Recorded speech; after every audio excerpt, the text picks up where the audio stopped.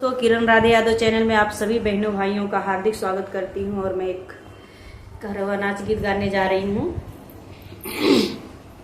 पियवा के पातर ओठ बसुरिया ना बाजे बने में, पियवा के पातर ओठ बसुरिया ना बाजे बने में।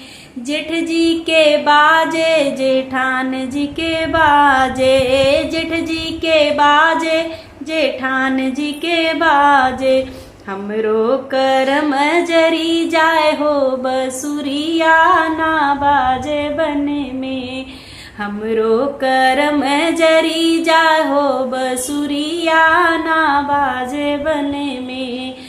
पियवा के पातर ओठ बसुरिया ना बाजे बने में, पियवा के पातर ओठ बसुरिया ना बाजे बने में। सास जी के बाजे ससुर जी के बाजे, सास जी के बाजे ससुर जी के बाजे।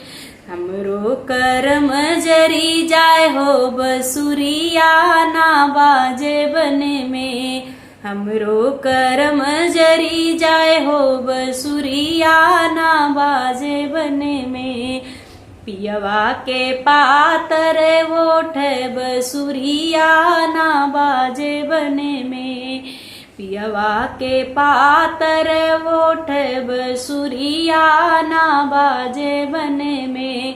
देवर जी के बाजे देवरान जी के बाजे, देवर जी के बाजे देवरान